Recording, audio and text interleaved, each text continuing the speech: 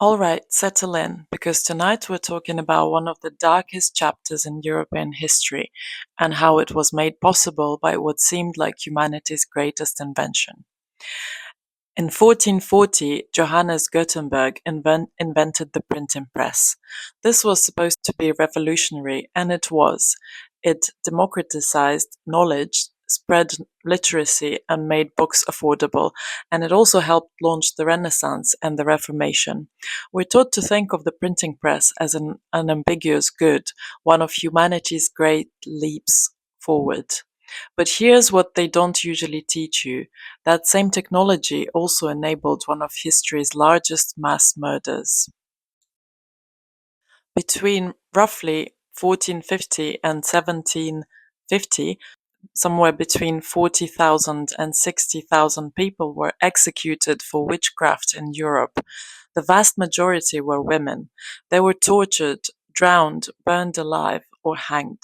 Their property was confiscated, their families were destroyed, entire communities were torn apart by paranoia and accusation. And it all happened because of a book. Not just any book, but the first viral bestseller of the printing age, the Malleus Maleficarum, or The Hammer of Witches. Written in 1487 by a guy who was basically a medieval incel with a grudge against women, this book became an instruction manual for identifying, torturing, and executing witches. It went through multiple editions, was translated into several languages, and was read by judges, clergy, and authorities across Europe. Without the printing press, this book would have been a hand-copied manuscript that maybe a few hundred people read. With the printing press, it became a bestseller that shaped law, religion, and social policy for centuries. This is the story that historian and philosopher Yuval Noah Harari tells in his books Sapiens and Homo Deus, how information technology doesn't just spread knowledge, it spreads delusions, panics, and violence, how the same tool that can liberate minds can also coordinate mass murder. Tonight we're going to talk about the printing press, the witch hunts, and what happens when new technology meets old fears. We'll tell the stories of real women who died, real families who were destroyed, and explore how a communication revolution enabled one of history's greatest moral panics. And along the way, we'll think about what this means for our own age of information technology, social media, and viral panics. So light your candle and let's dive into the dark side of the information age, the first one. Part 1. The invention that changed everything. Before we get to the darkness, we need to understand what made the printing press so revolutionary and why that revolution had a dark side. Imagine a world where every book had to be copied by hand. That was Europe before 1440. Books were incredibly rare and expensive. A single Bible could cost as much as a house. Only the very wealthy, the church, and universities had significant book collections. Most people would never own a book in their entire lives. Knowledge was concentrated in the hands of a small elite. The Catholic Church controlled most written information, and they controlled it tightly. If you wanted to read something, you needed access to a monastery library or a wealthy patron.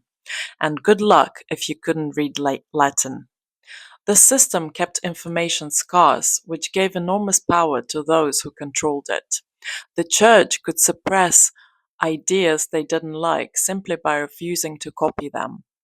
Heretical texts could be destroyed, and without copies they were gone forever.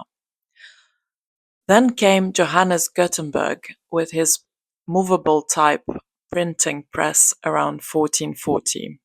The technology was actually pretty simple. Metal letters that could be arranged to form words, inked, pressed into paper, then rearranged for the next page. But the impact was extraordinary. Suddenly you could produce hundreds of identical copies of a book in the time it used to take to hand copy one.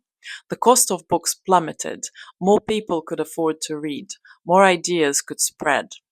The first book Gutenberg printed was the Bible, the Gutenberg Bible, printed around 1455.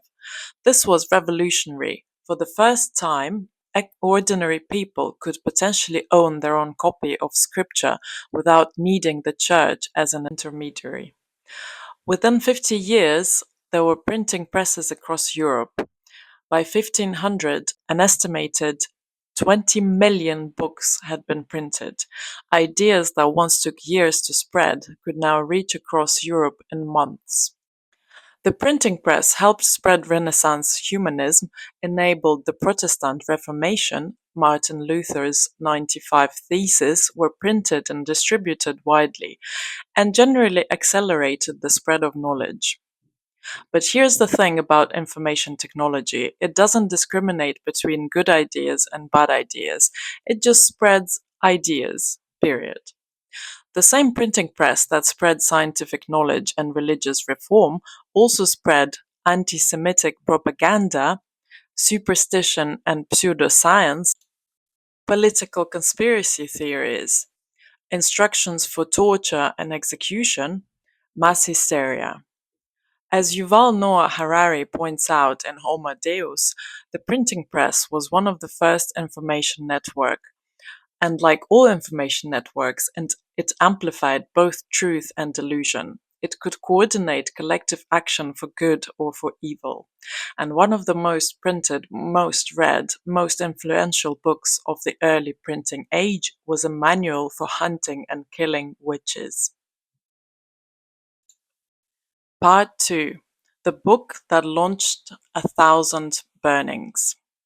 In 1487, a Dominican friar named Heinrich Kramer published a book called Malleus Maleficarum, The Hammer of Witches. This book would become one of the most influential and deadly texts in European history. Heinrich Kramer was, to put it bluntly, a misogynic fanatic with serious issues regarding women. He'd been appointed as an inquisitor, and in 1485 he tried to conduct witch trials in Innsbruck. But the local bishop thought Kramer was insane and kicked him out of the diocese, calling his methods illegal and his obsession with women's sexuality disturbing. Kramer was humiliated, so he did what any rejected fanatic would do. He wrote a book to prove everyone wrong. The Malleus Maleficarum was essentially Kramer's revenge fantasy disguised as scholarly theology. It was his attempt to provide proof that witches were real, that they were everywhere, that they were mostly women, and that they needed to be violently suppressed. The Malleus was divided into 3 parts. Part 1, proving that witches exist. This section argued that denying the existence of witches was itself heresy. Kramer compiled biblical passages, quotes from church fathers, and alleged reports of witchcraft to prove that witches were real and dangerous. Part 2, what witches do. This is where things got really disturbing. Kramer described in lurid detail all the terrible things that witches supposedly did. Having sex with demons, causing men to become impotent, making penises disappear. Yes, really, that was a major concern. Killing babies and children, causing crop failures and storms, flying through the air to attend demonic Sabbaths, turning people into animals.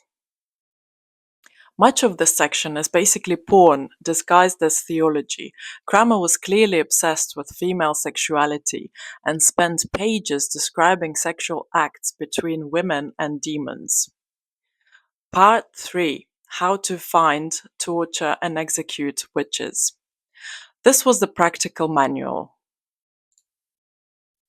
Kramer provided detailed instructions on how to identify witches, basically any woman who didn't conform to social norms, how to conduct interrogations, what torture methods to use, how to get confessions, legal procedures for witch trials, how to execute convicted witches. This section became a handbook for witch hunters across Europe. Kramer was explicit that witches were usually women. His reasoning was deeply misogynistic. Women were weaker than men, he argued, and therefore more susceptible to the devil's temptations. Women were more carnal and lustful. Women were naturally deceitful and morally inferior. He wrote, "All witchcraft comes from carnal lust, which is in women insatiable." The subtext was clear: women who were too sexual, too independent, too knowledgeable, too wealthy, too poor, too bold, too young, basically any woman who didn't fit perfectly into patriarchal expectations could be accused of witchcraft. Here's where the printing press comes in. If this had been written before Gutenberg, the Malleus would have been a hand-copied manuscript that maybe a few dozen people read. It might have influenced one region at most. But with the printing press, the Malleus became a bestseller. It was printed in multiple editions, translated into several languages, distributed across Europe. By 1520, it had gone through 13 editions. It was reprinted again and again throughout the 16th and the 17th centuries. Judges used it as a legal reference. Clergy cited it in sermons. Universities taught from it. It became the authoritative text on witchcraft. As Harari notes in Homo Deus, this is what happens when information technology meets a collective delusion. The delusion doesn't just spread, it becomes systematized, standardized, and institutionalized. The Malleus created a common language and procedure for witch hunting across Europe. Before, witch accusations were sporadic and localized. After the Malleus, they became systematic and widespread. The book didn't create witch hunting. Belief in witches was already common in Europe, but it coordinated and amplified those beliefs into a continent-wide moral panic. Part 3: How the hunts worked. To understand the horror of what happened, we need to understand how witch hunts actually worked. This wasn't random violence, it was systematic, legal, and supported by the most respected institutions of the time. Witch hunts typically started with an accusation. Anyone could accuse anyone else of witchcraft. A neighbor whose cow died, a man whose wife left him, a debtor who owed money, someone who wanted to steal property, children encouraged by adults, people trying to save themselves by accusing others. Once accused, you were basically doomed. The system was designed to produce guilty verdicts. When someone was accused of witchcraft, authorities would arrest them, often in the middle of the night, dragging them from their homes in front of their terrified families. They'd be thrown in jail, often in terrible conditions, dark, cold, filthy dungeons. Sometimes they'd be kept in isolation, sometimes with other accused witches. The accused would be stripped naked and their entire body searched for the devil's mark, supposedly a spot where the devil had touched them, which would be insensitive to pain. Witch hunters would prick every inch of the victim's body with needles, looking for any spot that didn't bleed or hurt. Of course, you can find such spots on anyone: scar tissue, calluses, areas temporarily numbed by cold or fear. This examination was often conducted publicly, adding humiliation to the torture. If the body search didn't produce a confession, and it usually didn't, torture would begin. The Malleus Maleficarum provided detailed instructions on torture techniques, and witch hunters were creative. Common methods included strappado. The victim's hands were tied behind their back, then they were hoisted up by their wrists, dislocating shoulders. Rack. The victim was stretched on a device that slowly pulled their limbs. Thumb screws. Metal devices that crushed fingers and toes. Leg vices, similar devices for legs. Swimming. The accused was tied up and thrown into water. If they floated, they were guilty, because water rejected evil. If they sank, they were innocent, but they drowned. Sleep deprivation. Victims were kept awake for days until they hallucinated and would confess to anything. Burning. Various methods of applying fire to the body. The goal was simple: get a confession, and torture always produces confessions. People will say anything to make pain stop. Under torture, victims would confess to whatever their interrogators wanted to hear: having sex with the devil, attending witches' sabbaths, cursing neighbors, causing storms or crop failures, killing children. The confessions followed predictable patterns because interrogators would suggest what the victims should confess to. The Malleus provided questions to ask and answers to expect. Once someone confessed, they were usually required to name other witches. This created cascading accusations, one confession leading to multiple new arrests, each of whom would be tortured until they named any more names. The trial was usually a formality. The confession extracted under torture was taken as proof of guilt. The accused had no real defense. Denying the confession meant more torture. Often trials were conducted by special witch courts that operated outside normal legal procedures. The Malleus explicitly recommended bypassing normal legal protections when dealing with witches. If convicted, which was almost certain, the punishment was death. Methods varied. Burning, the most common method. Victims were tied to a stake and burned alive. Sometimes, mercifully, they'd be strangled first. Hanging, common in England and some other regions. Drowning, less common but used in some areas. Beheading, occasionally used, considered a gentler death. Executions were public spectacles. Entire towns would turn out to watch. It was considered entertainment and a moral lesson. After execution, the convicted witch's property was confiscated, often split between the church, the court, and the accusers. This created a financial incentive for witch hunts. Accusing a wealthy widow of witchcraft could make you rich. Families were left destitute and stigmatized. Children of executed witches were often shunned, had trouble marrying, and lived under suspicion their entire lives. Part 4: The Victims: Real Stories. These weren't just statistics. These were real people with real lives, real families, real hopes and fears. Let's talk about some of them. Anna Göldi, The Last Witch, 1782. Anna Göldi was a maidservant in Switzerland who was accused of witchcraft in 1782. Yes, 1782, well into the Enlightenment. Anna worked for a wealthy physician named Johann Jacob Tschudi. His young daughter started having seizures and vomiting up pins. Tschudi accused Anna of bewitching his daughter. The real story: Anna had probably been having an affair with Tschudi and his wife found out. Accusing Anna of witchcraft was a convenient way to get rid of her. Anna was arrested, tortured until she confessed, and beheaded. She was the last person officially executed for witchcraft in Europe.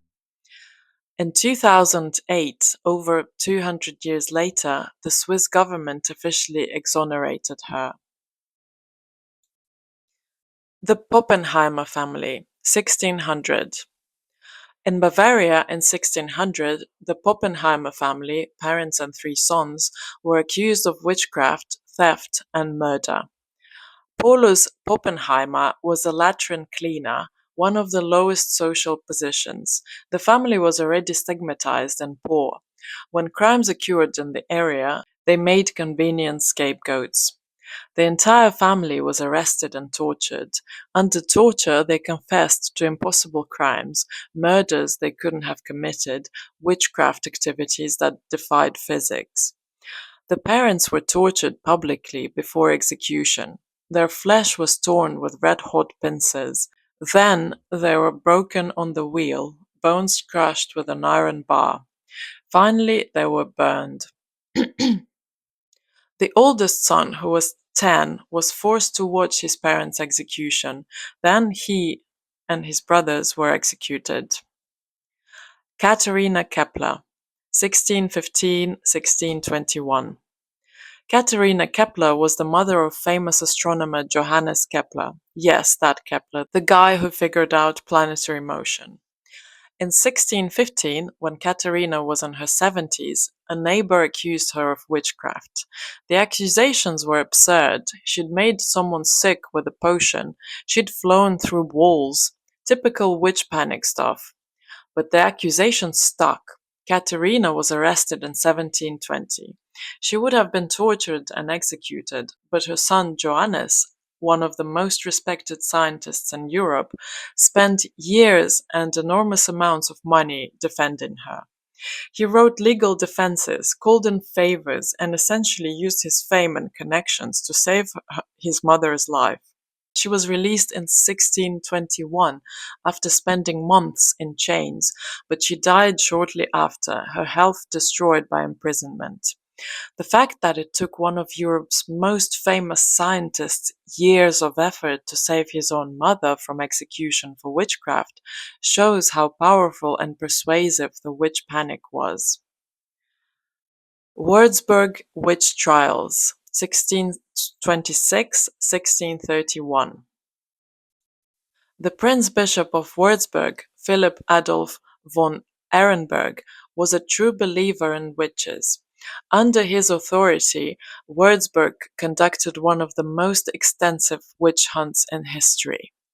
Between 1626 and 1631, approximately 900 people were executed for witchcraft in Würzburg, in a city of only about 10,000 people. That's nearly 10% of the population. The victims included children as young as 7 years old, the wife of a city councillor, multiple priests, a 19-year-old student, nobles and wealthy merchants. Entire families were wiped out. Property was confiscated on a massive scale, enriching the Prince Bishop and his court. The witch trials only stopped when Würzburg was invaded during the 30 Years' War. The invading army had bigger concerns than imaginary witches. Bamberg witch trials, 1626–1632. Around the same time and nearby, the city of Bamberg conducted similar mass trials under Prince Bishop Johann Georg II Fuchs von Dorhem, who was known as the Witch Bishop. Between 300 and 600 people were executed. The Prince Bishop built a special witch house, essentially a torture and execution factory. One victim was Johannes Junius, the Burgmaster Mayor of Bamberg, a respected, wealthy, powerful man who was accused of witchcraft by someone trying to steal his position. Johannes was tortured until he confessed. Before his execution, he managed to smuggle a letter out of the prison to his daughter. In it, he explained that his confession was false, extracted under unbearable torture, and begged her forgiveness for lying. The letter survived. We can read his actual words describing his torture and his innocence, and then he was burned alive anyway. The Paisley Witches, 1697. In Paisley, Scotland, a girl named Christian Shaw, daughter of a wealthy landowner, started having fits and seizures. She accused several people of witchcraft. 7 people were convicted and executed, 5 women and 2 men. They were strangled and then burned. Later evidence strongly suggests Christian Shaw was either mentally ill or, more likely, deliberately faking to get attention and punish people she didn't like. So she essentially committed murder by proxy, using the witch trial system as a weapon. After the trials, she went on to have a successful career in business. The people she accused were dead. Part 5: The Amplification Effect: How Printing Press Enabled Mass Panic. Now, let's connect this back to the technology. Why did witch hunts explode after the printing press? Why were they so much worse than before? This is where Yuval Harari's analysis in Homo Deus becomes crucial. Before Gutenberg, witch beliefs existed, but they were localized. Each region has its own folklore and superstitions. Inconsistent. Different areas defined witchcraft differently. Sporadic. Witch accusations happened but weren't systematic. Limited. Without written procedures, each case was handled differently. Witch beliefs couldn't coordinate across large areas because information spread too slowly and inconsistently. The printing press changed everything. Standardization. The Malleus Maleficarum created a standard definition of witchcraft and standard procedures for hunting witches. A judge in Germany and a judge in Scotland were now working from the same playbook. Legitimization. By being printed and widely distributed, the Malleus gained authority. It looked official, scholarly, legitimate.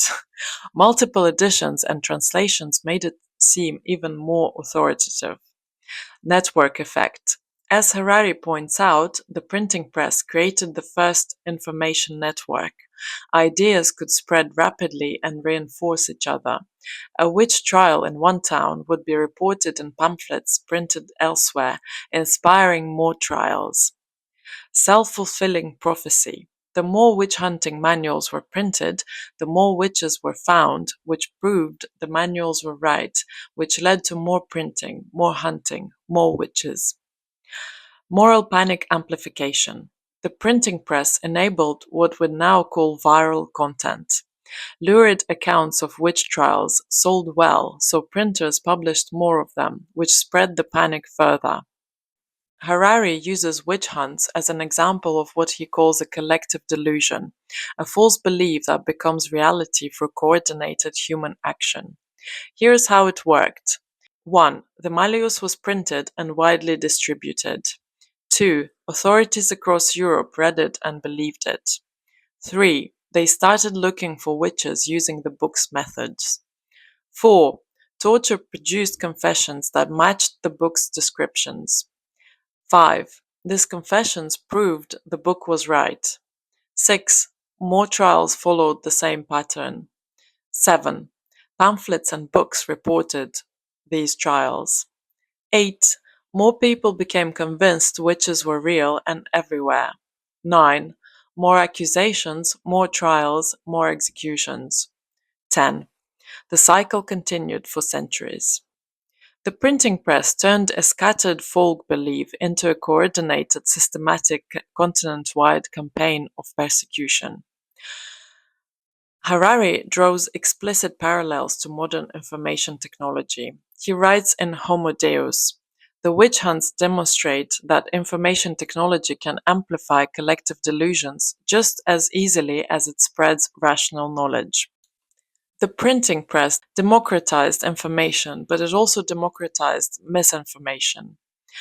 Think about it. The Malleus Maleficarum was like a viral conspiracy theory that went mainstream. Witch trial pamphlets were like sensationalist news feeding moral panic. The network of printers and distributors was like an algorithm promoting engaging, horrifying content. Confessions extracted under torture were like evidence that confirmed biases. The whole system was self-reinforcing. More exposure led to more belief, led to more exposure. Sounds familiar? The witch hunts show us that new technology is neutral. It amplifies whatever we feed into it, good or bad. Information networks enable coordination, both for building civilization and for mass violence. Legitimacy through repetition works. Print something enough times and it gains authority. Moral panics need infrastructure. The printing press provided that infrastructure. We're not immune. Humans in the 15th, 18th centuries weren't stupider than us, they just had different delusions. We have ours too. Part 6. Who were the real victims? The witch hunts weren't random. Certain types of people were much more likely to be accused. Understanding who was targeted reveals the social dynamics at play. Women, 75 to 80% of victims. The vast majority of those executed were women. Why? Economic threats. Women who owned property, ran businesses, or had wealth were threats to patriarchal control. Accusing them of witchcraft was a way to steal their property. Social nonconformity. Women who were too independent, too outspoken, too educated, or who didn't marry were suspicious. Sexual anxiety. The Malleus was obsessed with female sexuality. Women who were sexually active outside marriage or who rejected male advances were targets. Age. Older women, especially widows, were particularly vulnerable. They often had property but no male protection. Medical knowledge. Midwives and healers, women with medical knowledge, were frequently accused. They knew things about the body that seemed mysterious or threatening. The poor. Poor people made convenient scapegoats. They couldn't afford legal defense, and their property, though meager, could still be confiscated. Beggars, vagrants, and people on the margins of society were easy targets. Social outsiders. Anyone who didn't fit in was at risk. Foreigners or immigrants. People with disabilities or mental illness. Those who practiced different religions. Anyone perceived as different or strange. Economic rivals. Witch accusations were sometimes used to eliminate business competition. Accuse a rival of witchcraft, get them executed, take their customers and property. The unpopular. Simply being disliked could be fatal. If your neighbors didn't like you, maybe you were argumentative, or you'd had disputes, or you just rubbed people the wrong way, you're at risk. Once accused, your unpopularity meant fewer people would defend you. Family members of the accused. If one family member was convicted of witchcraft, others often followed. The logic was that witchcraft ran in families, or that family members must have known about the witchcraft and were complicit.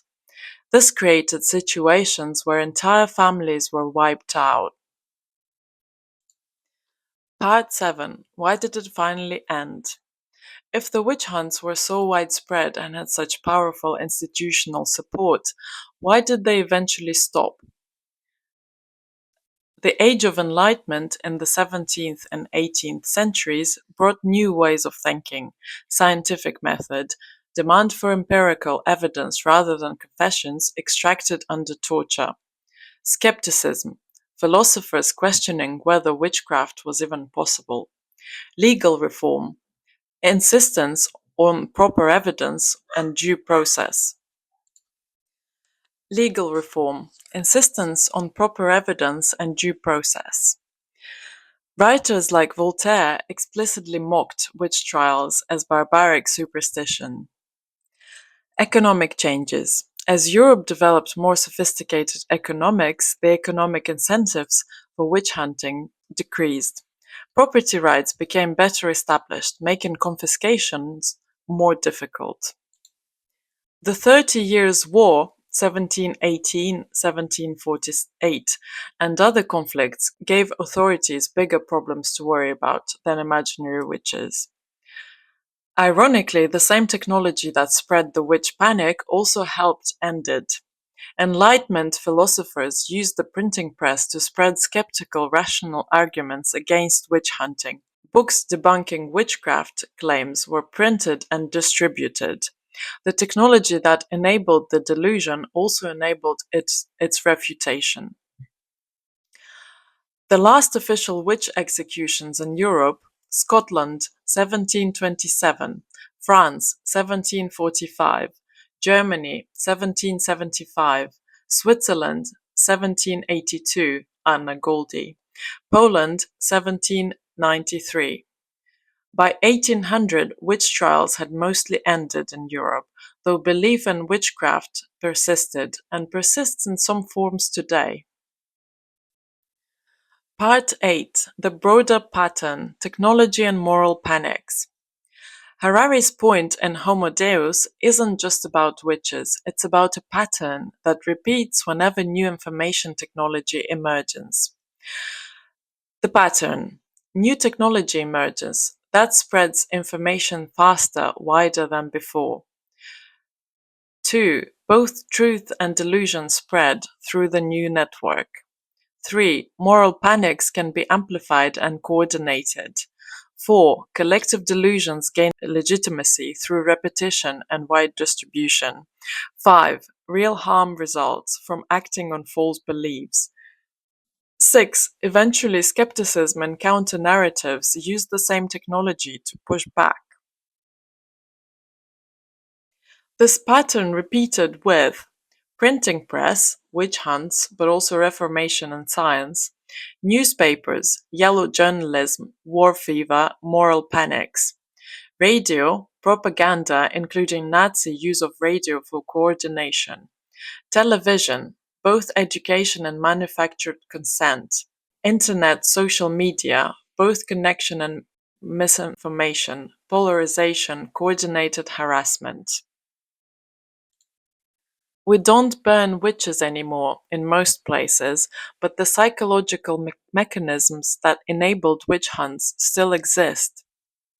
Moral panics, periodic frenzies over supposed threats, satanic panic in the 1980s, various social panics today, confirmation bias, looking for evidence that confirms what we already believe, social proof, if everyone else believes something, it must be true. Authority bias, if respective sources say it, it gains legitimacy. Dehumanization, making it easy to harm them by portraying them as evil, dangerous. Economic incentives, people profit from promoting panics, clicks, views, political advantage.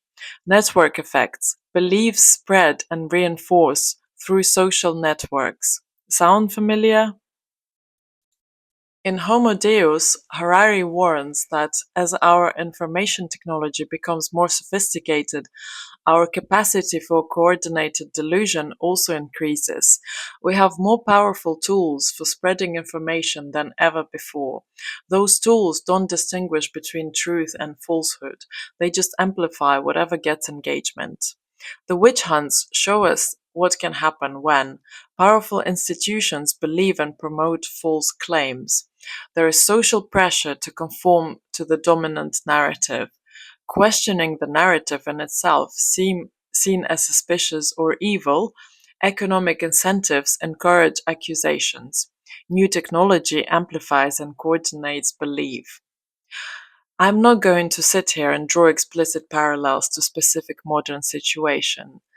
That's not what this video is about, and anyway, everyone will see different parallels based on their own perspectives. But the pattern is there. The human psychology that enabled witch hunts hasn't changed. We're not smarter or more rational than people in the 1600s. We just have different blind spots and different technologies. The printing press taught us that information technology is a tool, and tools can be used for good or evil. The internet is teaching us the same lesson again. Conclusion: remembering the victims. We've talked a lot about technology, social dynamics, and historical patterns, but let's end by remembering that this wasn't just an abstract historical phenomenon, it was tens of thousands of individual tragedies. Real women dragged from their homes and tortured to death based on lies. Real families torn apart by accusations and paranoia. Real communities poisoned by suspicion and fear. Real children watching their mothers burn. The witch hunts represent one of the darkest chapters in European history, not because of war or conquest, but because it was a collective delusion that turned neighbors against each other and convinced good people to do monstrous things. And it was enabled by what seemed like progress, the ability to share information quickly and widely. Between 40,000 and 60,000 people died in the European witch hunts. Most were women. Most were innocent of any real crime. Most died in terrible pain after terrible torture. They deserve to be remembered not just as statistics and a historical pattern, but as individuals who suffered and died because a collective delusion was amplified by new technology and legitimized by respected institutions. The printing press was one of humanity's greatest inventions. It helped create the modern world, but it also helped kill tens of thousands of innocent people. That's not a contradiction, it's a reminder that progress and tragedy can come from the same source, and that we need to be thoughtful about how we use the tools we create. Every time we share information online, every time we amplify a narrative, every time we believe or disbelieve a claim, we're using tools that are descendants of Gutenberg's press. These tools made the modern world possible. They also made the witch hunts possible. We should remember both. Light a candle tonight, not for witchcraft or magic, but in memory of all those who died because of a lie that spread too fast and too far. And maybe think twice before sharing that viral post that seems a little too outrageous to be true. Because information technology doesn't just spread the truth, it spreads whatever we put into it. Sweet dreams, everyone, and be careful what you believe.